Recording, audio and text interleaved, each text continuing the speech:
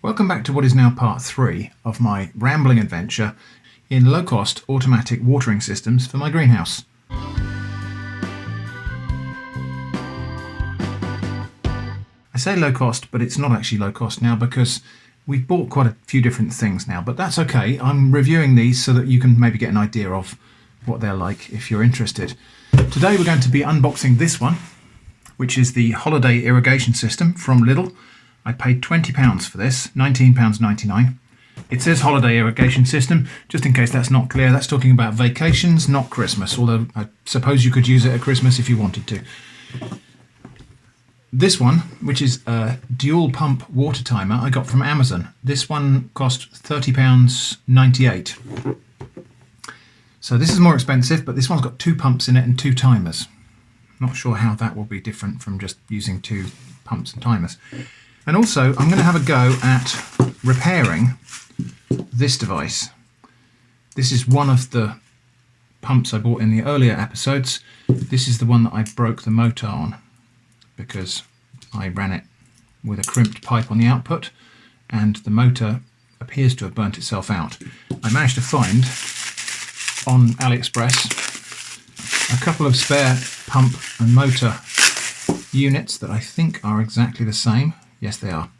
So that's exactly the same motor and pump as is used in this device. So it should be just a like-for-like swap. Just desolder that, solder that one in. That's the theory. We'll see if it works out in practice. So that's today's video. And I think we'll start it with the unboxing of this dual pump water timer. So this was £30.98 from Amazon. It comes in it's got a bag there for, that's just got the pipe in it. Some nozzles. What looks like cables and a manual, and the unit itself. Okay, so looking at all the parts, we've got a manual, we've got a USB-C cable. That's interesting. The manual automatic watering device is just 2 sides of A4. Seems to be quite coherent. Okay. The spigots. Similar design to what we had on the other device, so there's a tube going in here. It's a little bit difficult to see because of the colour of this plastic, but we've got a tube going in there that then opens on this flange, and there's a slot going down inside this spike here, so the water kind of comes out and then dribbles down the spike. Plus some of these T-pieces, these T-junctions. The bore looks a little bit smaller than it was on the other system, but I don't suppose that matters. Polycarbonate, maybe? We've got an interesting drawstring bag with some silicone. No, this is actually PVC tubing, actually, isn't it? So some clear PVC tubing. I don't know how many meters we've got. Let's have a look and see. Does it say? I'll put it up on the screen. So that's PVC tubing. Oh, and it smells of plasticizers. Lovely. It's, again, smaller bore than the tubing I had before. And the pump unit. This is the brains of the operation.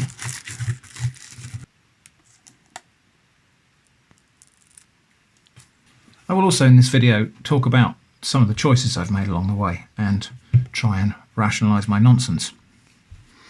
Anyway, let's have a little look around this thing. So we've got a display on the front, which is divided into A and B, so presumably that's the 2 pumps. On, off, set, plus MA, minus MB. On the bottom, there's an interesting hanging hook, so it can be hung up on the side of something. Kind of strange, but interesting. There is a battery compartment which looks like it's going to take 4 AA's, 4 little rubber feet, and a information sticker. On the back, a USB Type-C input. Don't know what that is. Could be a vent or it could be a reset button or something. And then in-out for the 2 pumps, A and B. These are obviously smaller pumps than the ones in the previous thing. There's a notch there that makes you think that would pull out or something, but obviously it doesn't. Oh, there are some screw holes, so we might open this up and have a look and see what the pumps are like inside. Open it carefully because I want it to work. So that's the unit. I'll get some batteries and we'll see what it does. Actually, rather than batteries, we'll try and run it from this little power bank. I bought this in Poundland for £2, I think. £2 Well, that's promising. The display's come on. So we can apparently, yeah, so we just cycle through all of the settings here. That's interesting that that's just gone blank. Maybe the power bank needs charging up. Now the power bank can probably be charged using a solar panel. It looks like it's going to work okay under the studio light, so let's give that a go. So solar panel into power bank.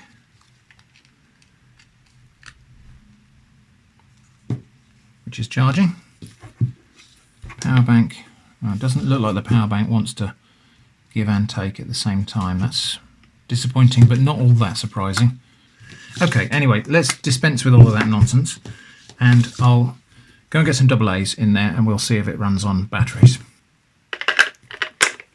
So on the screen here, we're divided into two sections, A and B, two pumps, and this top part is the duration of watering in minutes and seconds. This bottom part is the interval between waterings in days and hours. So actually this is a lot more flexible than the other pump that I used, which literally only had a watering time in seconds and an interval in days. For example, you could water for a minute and a half every 0 days and 6 hours, so that would do 4 times a day. And then if you wanted a bigger watering or a small feed or something, you could do that on the second pump, and you could have that every 3 days for 2 minutes or something. So lots of ways of flexibly configuring this so that it does maybe feeding and watering, or it waters 2 different things. Like if you've got succulents and leafy houseplants, you're not going to want to water the 2 things at the same rate. You know, if you're away for a month or something, you might only want to water your succulent plants once. You probably want to water your other house plants every couple of days. So looks like there's a bit of flexibility there. I like that. As before, there is no real-time clock in here, so you don't set the date and time and then set the events. You just say the interval and the duration, and then I assume the interval starts after you switch it on. Yeah. After the setting is completed, the program starts to enter the running state. So as soon as you make a change on here, you kind of reset the clock. Now I think before we test anything, because that's going to require jugs of water and stuff, I think we will unbox the other one. So this is the holiday irrigation system from Lidl. I paid £20 for this. It's Parkside, which is Lidl's kind of tool and garden brand.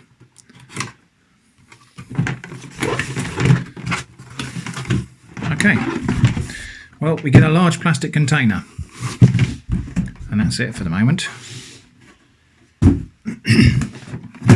Inside of here, what looks to be a submersible pump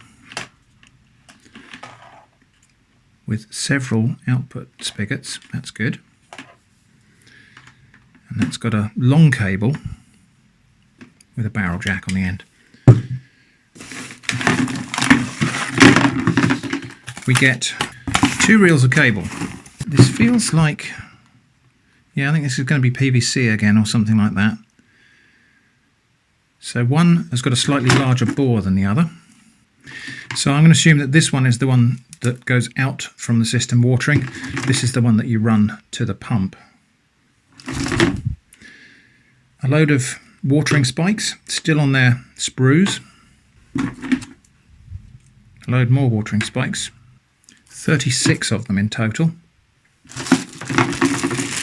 There's a little mains adapter here, which has got the barrel jack. So I assume the timer, where's the timer unit then?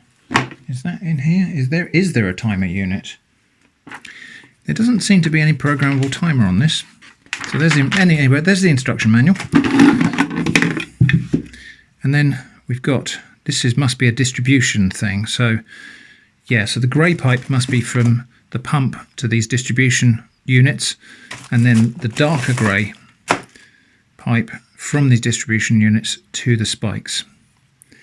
That means, I think I understand now, there are some little caps in here. I think these are for capping off anything that you're not intending to use. If you only wanted to use 6 of those, you could use these little rubber caps to cap off the rest. And then some of these nuts, and I think the nuts go onto here and here to secure the pipe. So quite well built, interesting, very different from the other pumps we've seen. And then I assume this is a water container for, you fill that up and then your houseplants get watered. That must be only about 15 litres, I think. I'm going to put that aside for the moment, and we'll just look in greater detail at how this thing works. Okay, so it has got a built-in timer, but you don't get to set it. Looking at these instructions here, so you connect everything together, plug the power unit into a socket, so this is kind of indoors only. I can't use this in the greenhouse unless I run power there, which is a problem I'll talk about a bit later. And then the control indicator on the power unit lights up green and irrigation starts for 1 minute. Note, the power unit has a built-in timer. Automatic irrigation will repeat daily at the same time that the power unit is connected. To stop automatic irrigation, disconnect the power unit from the socket, so turn it off. So, yeah, it looks like this just will run for a minute every day without any configuration for that. So, you can position, right, there are 3 different drip distributors which have different flow rates per day. Right, so these must be the drip distributors. So they're marked A, B and C. Yep. So these have got a restrictor inside them or something like that. And yeah, A is 15 mil per day. B is 30 mil per day. And C is 60 mil per day. Then it says if you've got plants with high water requirements, you put more than 1 spike in them. Okay. Well, that is very different to the concept of the automatic watering systems we've been looking at so far. I am tempted to open this up and see what kind of a pump is in there. It's got a little bit more heft to it than one of these things. So I'm tentatively a little bit hopeful that there's something in here that's a tiny bit more robust than that. We will open this up, but I think we ought to test it first. Now, testing is not going to be a full and completely rigorous setup. I think that would be just too much to do. So I think what I'm going to do is actually just connect some pipes to these and test that it pumps water. Same with the other thing. I think that's as much as I can do without wasting a lot of this tube by cutting it all up. In actual fact, I think rather than waste any of this tube in the test, I'm just going to use some of my spare tube of my own. Appreciate this will not be a complete and rigorous test of the whole system. That's not what we're trying to do here. Okay. Oh yeah, okay, well, that's interesting. Oh, I see, so you can cap off some of these if you don't want to use them or something. That suggests to me that that's not a diaphragm pump in there, because if it was, that would catastrophically damage it. This is not the right tube for this unit, so don't hate me. I'm just going to get this set up enough for the purposes of a quick test to see what the pump does. Okay, this might get messy. Now, one thing I noticed here, it says do not let the pump run dry, so I'm not sure how long they're anticipating that you would go on holiday for, but it seems to me that would run out of water pretty quickly. Obviously you could substitute a bigger water tank, but the one they give you is only going to give you a couple of days, I reckon, if it delivers that much water per drip nozzle per day. 15 times 12 plus 30 times 12 plus 60 times 12 millilitres. Not going to do the maths in my head, but that sounds like that's going to run out of that bucket in maybe 4 days or something like that. Anyway, I'm going to use the timer because we might not get to run it for the full minute. Power is plugged in over there somewhere. That pump goes into there. I'm going to hold those pipes here so that the output goes there. And then we'll plug in the power and see what happens. Does it say we have to wait 1 minute? Okay, well, nothing is happening. Just going to unplug that for the moment so it doesn't go off when I'm not looking. Okay, seems to have been a problem with the plug I plugged it into. Or Problem between chair and keyboard. Right, this is all rather awkward. Well, there it goes.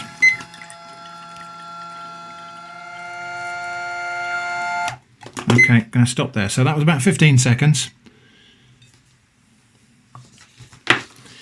And it has pumped a litre of water in that time. That's pretty good. So 1 litre per 15 seconds. So it's going to pump 4 litres of water at the maximum because it runs for a minute. Okay, so here's the thing. I don't think this unit is going to be quite so useful for me because it needs mains power. And I don't have mains power at the greenhouse. So this would not be really any good for running the watering in the greenhouse. As I say, I'm going to come back to why I can't run mains power to the greenhouse later on. All right. Well, that was the test of that one. But I think now we need to test this little fella. And again, because I don't want to cut up all of the tubing that came with this, I'm going to use a piece of my own tubing. This is a similar bore, so it should be a good enough test. Okay. And we will set A for a duration of... Actually, no, I don't want minutes. Oh, this is going to be one of these things where... Oh well.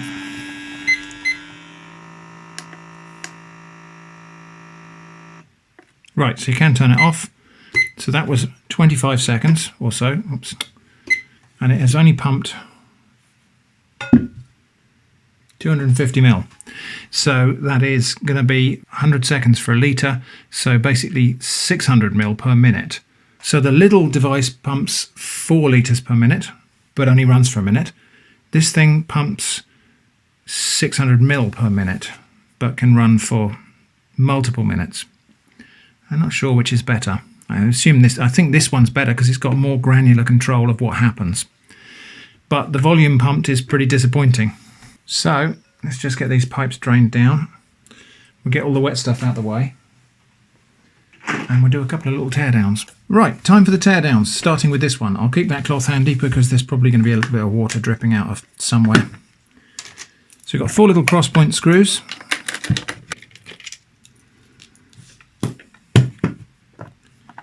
And then the casing comes apart. So here's what to see inside of there. So there's the main circuit board. That's probably the microprocessor on the back there. You can see actually there's a crystal in there for a crystal oscillator for the timing, not a real-time clock. And then 2 little pumps, and they are a little bit lower grade, it looks like, than the ones that were in the other thing. It looks like the pump might be quite similar. So they're little diaphragm pumps, almost certainly. They are lower capacity than that pump that was in the cheaper system that I kept breaking. Oh, I see there's a little silicone sleeve around them. That's why they're blue like that. I thought that was a plastic housing. That's a silicone sleeve, presumably for vibration, or just so they can be clamped in there without causing damage. So yeah, those pumps are like the next step down from this one, which is probably why they don't pump quite so much capacity. Okay, well, not much to see there. I'm not going to take it completely apart to see the electronics because I think that's probably all you need to see. Microprocessor there, no doubt. This is probably the thing for driving the motors. Unpopulated header there with 4 pins. I wonder if that's something USB-ish. And it looks like there's interestingly, a couple of places where there should be a capacitor and there isn't. How strange. Anyway, weirdly they've used the same connectors for the motors as they've used for the batteries. Worrying, if you went to take this apart, you'd have to be very careful that you apply things back the way they should be, because even the batteries and the power from the USB is not the same voltage. And then the 2 motors, obviously if you transposed all of those things it could get really bad. And then all of these pins here are the pins for the display unit on the back. So I think that's as far as we need to take that one to pieces. I'm going to put that back together now. Not all that surprised that this is using little diaphragm pumps. I think this is potentially useful because it has the dual program, even though the watering capacity is not as great as the one that I've got in place already, or at least the capacity in terms of flow per minute is not as great. It's much more programmable, so I can have 2 pumps. I probably would keep my drip system in place that I've got, which has a header tank, and then it just pumps everything into the header tank, and then there's distribution from the header tank downwards. So I think I'd probably keep that all in place and still use this pump just to charge that tank. But the benefit of this is I can have 2 different watering schemes. So I can have one that does the main watering and one that adds periodic amounts of diluted feed from a different container or something. So I don't know, it's all right. I think the weakness of these systems is always going to be the fact that you're pumping from a very small pump along a network of tube that you run yourself, which might not be all that symmetric, through little watering nozzles that might not be all that consistent in the amount of flow that they have. Well, that's a little filter there. There's a piece I didn't see, so that's an input filter. So presumably you'd use that if you're going to water from a rainwater barrel. There's a couple of those, of course, because there are 2 pumps. So yeah, all of these are fine in theory, but in practice, a lot of the consistency of watering will be down to how you configure it.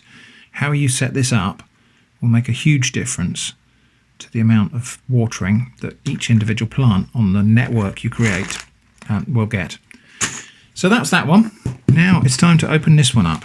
And this is definitely going to get messy because there's a lot more void inside of here for water to collect. This is going to be interesting. Probably should have used a bigger screwdriver for this.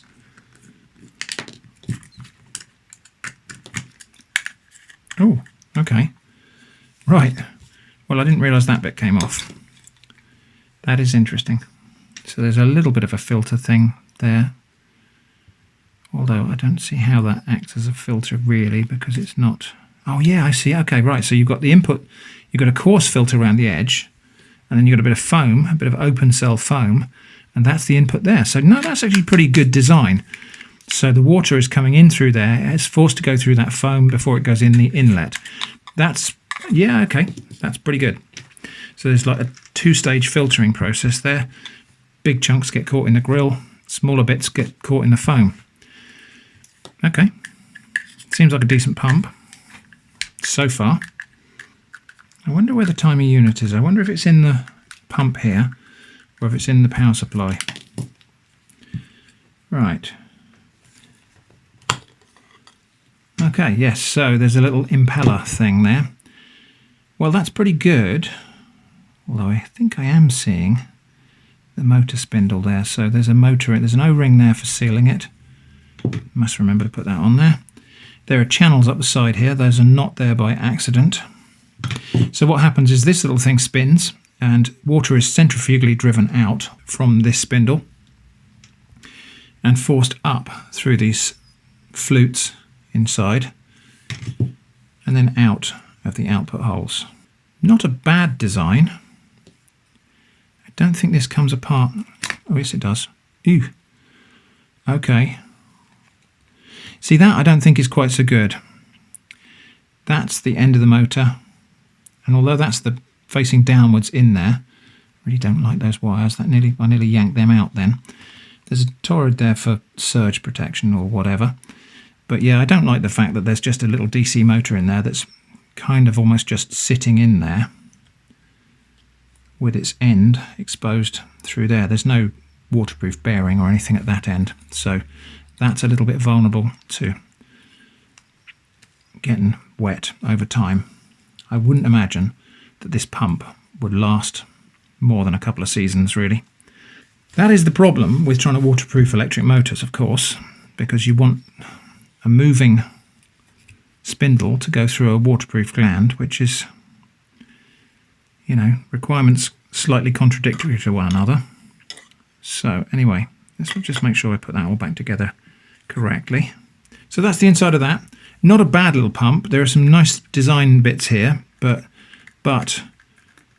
it does look like, I reckon that motor won't last forever, because it's inevitable that the inside of that motor will get wet, even if just from condensation, but more so because this whole unit is immersed And so even when it's not running, water pressure, the pressure of even being underneath the foot of water or so, is going to cause water to enter that motor. It's inevitable. It might well be that they've designed it with that in mind, and that motor has got some kind of waterproof features inside of it. I doubt it. It just looked like a fairly standard little DC motor to me. Most likely what they've actually done is just put a big blob of grease on the output shaft of the motor and hope that that's enough to keep the water out for long enough that this thing will run to the end of its warranty period. So whilst I don't think that's a more physically robustly built pump, I don't think it's as good a solution for pumping water as the little diaphragm pumps are. At least with these little diaphragm pumps, there is a separation. The diaphragm is the thing that keeps the motor dry when it's not perforated like it was on one of the previous units. So that's the kind of teardown of the two systems. Would I recommend either of these? Not really sure I would, because I think, in all honesty, if you've got mains water near your greenhouse or near where you want to water, you're probably better off using a device that uses mains water pressure and a valve, a timed valve. If you've got mains power near the place you want to water, then you're probably better off using a device that plugs into the mains. I know this one does, but I've seen better versions of this, I think. This is a bit of a built to a price type of job. One little feature I forgot to talk about on this, which is the dual power supply. So this has got a USB-C input for power, and it's got batteries there as well. So it's got 4 AA batteries. It will use USB power as a preference. So for example, if you're using this for watering houseplants, you could have that plugged into a USB adapter in the wall, and it would run off a mains power. If for some reason the mains power went out, it would switch to using the batteries. Same if you were going to use a little power bank to run it. It will use the USB power first, and if that's exhausted and there's no USB power being supplied, it will switch to use the batteries. So the batteries are kind of like a backup. But enough there to power it for some duration of time. I don't know how long. Does it say what the battery life is? Probably not. Oh, it says when a water shortage is detected, the water pump stops after 10 seconds. So there's something we can, definitely should test. Okay, it's running on AA batteries, so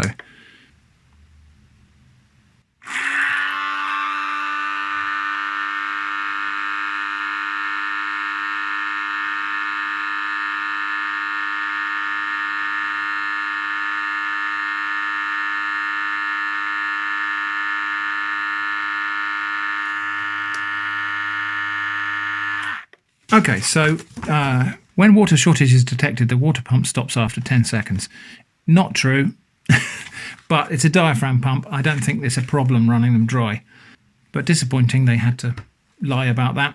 Anyway, so, yeah, as I say, this thing is supposedly, I'm not really sure we can actually believe that now, supposedly will run on the USB power as a preference, and if the USB power is not present, it'll run on the batteries.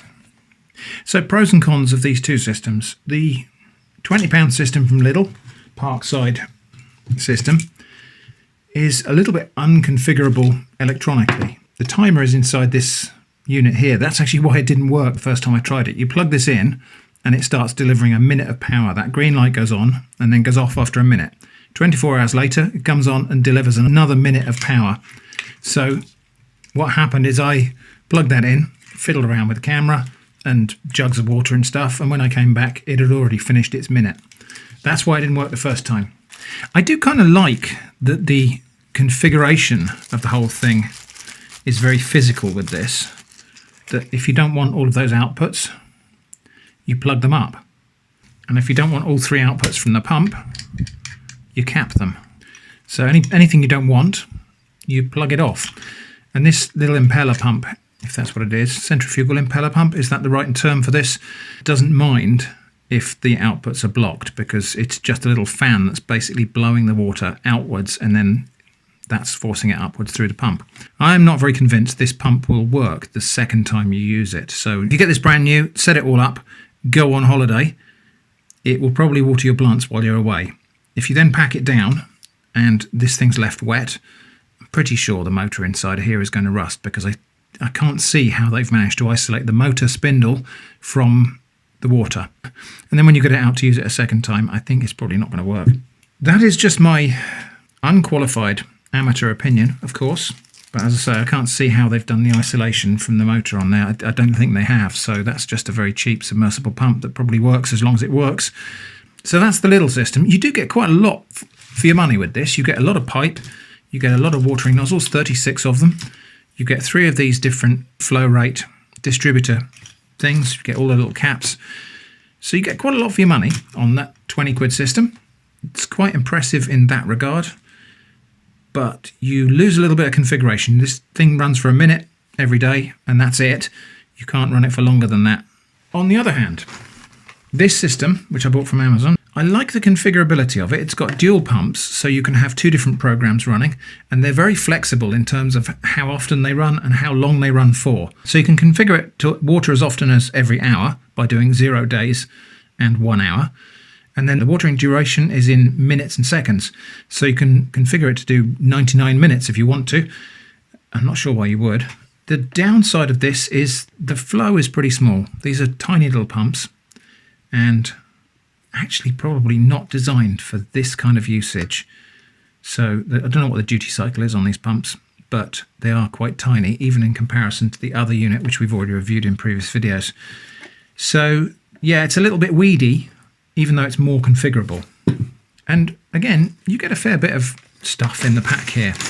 You get all of the watering spigots, you get some PVC pipe, the USB cable, and so on.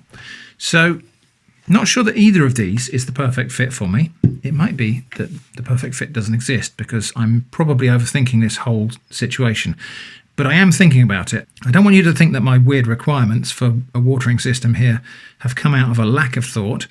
I think actually it's more the other way, that I'm overthinking what I need and overcomplicating it now. Anyway, that's that. Now, it may occur to you to ask, why am I trying to solve this problem the wrong way? Why am I trying to make standalone pumping watering systems for my greenhouse? There are, I think, several different approaches for watering. One would be to use mains water pressure and have a timer that just opens a valve and lets the water out using mains water, city water, tap water, whatever you want to call it, under pressure from the supply and just opening a valve. There are lots of systems that do that, and some of them run on batteries, and that's fine. The alternative is there are devices that run on mains power, and they're quite rigorous, and they have a little pump in them that you can drop into a water barrel or water butt, and something like this, but probably better built. And then those things can pump water, but using mains power, so you don't have to fiddle around with batteries and stuff. Neither of those solutions is ideal for me because my greenhouse is far enough away from the house that it would be a nuisance to run mains water or power there. It would be expensive to do as well. Running armoured cable across the garden in a trench or whatever to get to the greenhouse would be expensive. Also, running a water pipe underground, an actual proper mains water pipe, would be expensive. And then the kind of jerry-rigged solutions, which would be to have the timer at the tap and run a hose pipe across the garden to the greenhouse. Potentially that's okay, but that would fall foul of a hose pipe ban, which we quite often get in the summer in Britain. Even though it does rain here a lot, it doesn't rain here very consistently. And so it's not uncommon for a British summer to be a little bit drought-ridden and to have hosepipe bans, at which point, if you've got a hosepipe out in your garden, it is possible that you could get fined for using it. And then the other solution, which would be to still use the pump and everything else and run mains power to the garden by an extension lead, I'm not really very comfortable with doing that, especially if I'm going to be away from the house.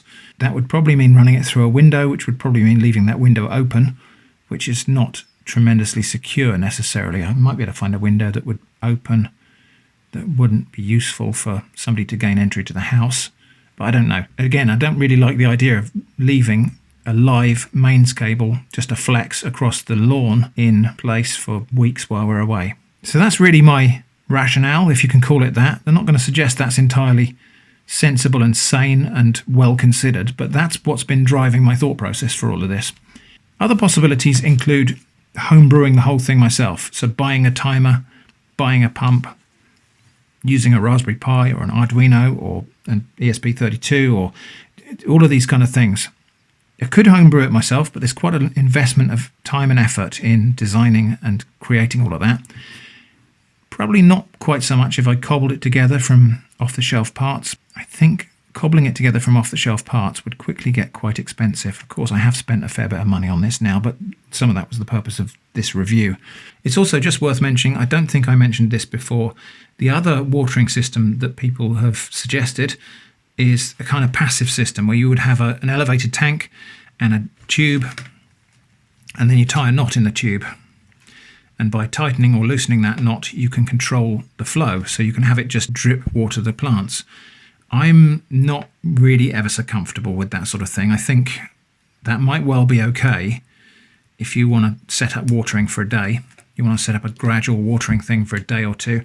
I don't have a lot of confidence that over the longer period that would really water consistently. A little bit of sunlight and shade on this pipe once it's knotted to restrict the flow, and that might just close up completely and stop watering completely. So not ever so confident that a passive watering system would work at all for what I want.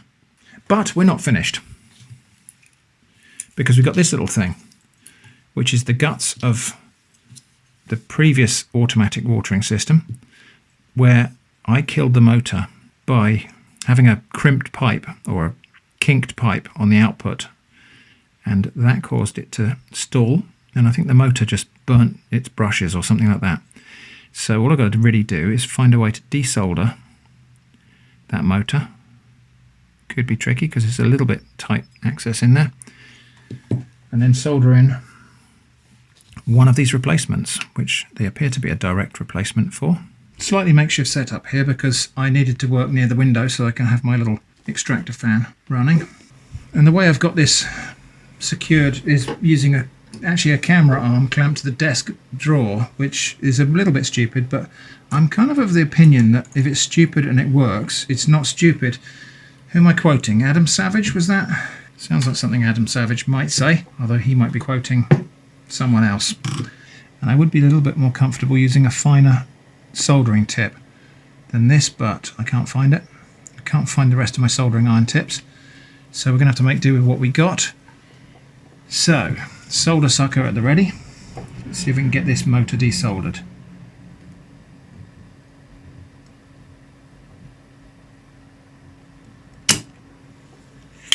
Don't think we got it. Yeah, I think that's got it. Okay, now this other side is going to be really tricky because there's a little switch in the way. If I was going to do this properly, I should probably desolder that little switch, but I'm not going to, because that is a lot of hassle. This is all surface mount soldering in here, so it's a bit of a faff. I don't really want to dislodge anything. What we should find now, we should be able to just kind of, yeah, pull this up and off. Oh, Eva.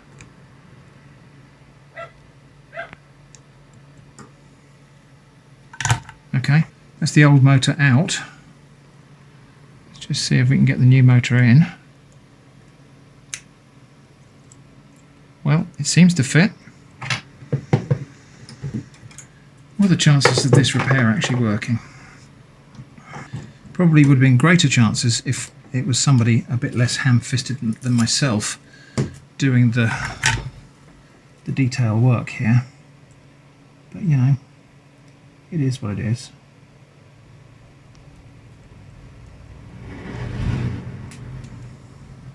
Okay, that's one.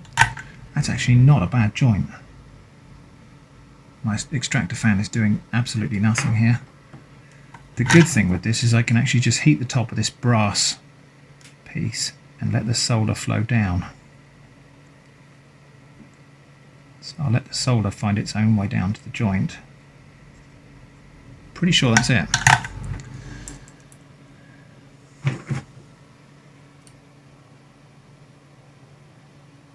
Yep. I don't think we've necessarily got a great mechanical joint there, but I think we've got a good electrical connection. I really can't get into... Oh, maybe I can. Yeah, what I'll do, I'll get the solder in the inside there and just heat this tab.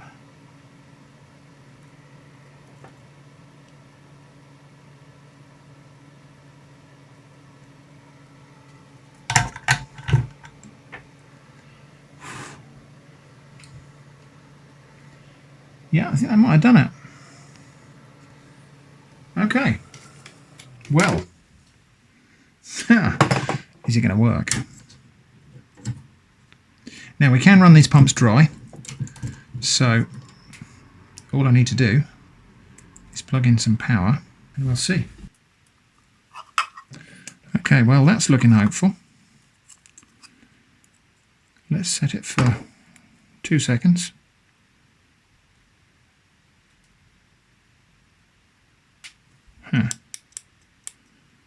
Oh yeah, that needs to be not 0.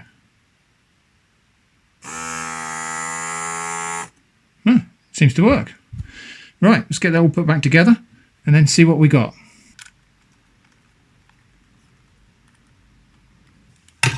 Okay, one more little test. 2 days, 2 seconds.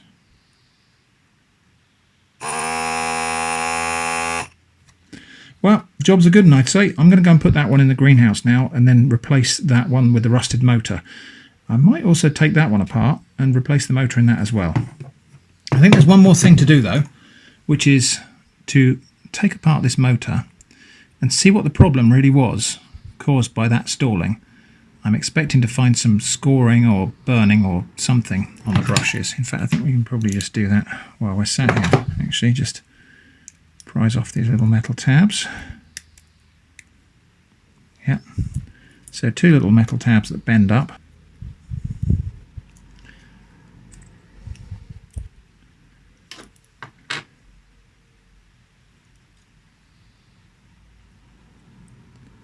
I'm not really sure we're going to see very much because the commutator is just 2 things. And the brushes, well, there are little brushes there actually. There are little carbon blocks there by the looks, or maybe they're metal or something. Strange that that went wrong. There doesn't seem like an awful lot there to go wrong. So it might be that I did actually burn out one of these windings. But again, that seems unlikely. There's nothing, no visible sign of it. Anyway, I think we probably need to assume that this motor is now scrap. We'll just try running this and see if it runs now. Might have just needed taking apart and cleaning up. Alright, so just as a very rudimentary test, I'm not even going to solder this in place. Just hold that wire on there, that should be enough. And a lithium cell. Yeah, I'm not getting anything out of this motor at all. So yeah, I've just tried with various cells and so on to power this motor, and it's not having it. So I think I must have burnt out a winding, even though it doesn't look like it. I suppose the burnt out bit must be in a bit we couldn't see. So that motor's dead, but that's fine, because this is now alive again. This is my review then of those 2 different watering systems. I know we didn't completely set those up and test them out in a realistic situation, but all I really wanted to do was just unbox them and look at what you get in the box and look at what the potential of the device is. I'm going to go to the greenhouse now and swap out this unit because this seems to work a little bit better than the other one. And I'll probably retrieve that other one because I have got another spare pump, and so I might replace the rusty motor in the other one. I hope it's been interesting and hopefully useful. If there's anything you'd like me to specifically look at on these devices, short of a complete setup of them, do let me know in the comments. Okay, now I thought that was going to be the end of the video, but I did go and retrieve the other pump unit from the greenhouse, so I swapped them out, and I've replaced that rusty motor with the new replacement that I had. So let's just power this up and give it a test. I won't give you a very close view of my soldering, I'm not terribly proud of that, but it works. So, 1 second. Yeah, that works. So we'll put this one back together. And this can be like my secondary unit, adding feed or doing a second water in the day. So I only just need to bit a little bit of tubing for the input and output on this, because I haven't got to replicate the whole of the watering spigots. That's done from the header tank. So I've just literally got to have a piece of tube that goes from the water tank to the in, and then from the out to the header tank. And I've got 2 pumps. So I've got the dual timer kind of effect just by having 2 units. Okay, so that's that one. Just make sure it still works. 2 seconds now. Sounds pretty good. Obviously, we'll have to test for leaks, but I won't do that in this video. I just wanted to have a look at, this is that motor that had the leaky pump attached to it, and the pump leaked up through the motor itself. So I think we will take this motor to pieces. So this is a working pump, so I've got to remember that. I'll keep this pump as a spare.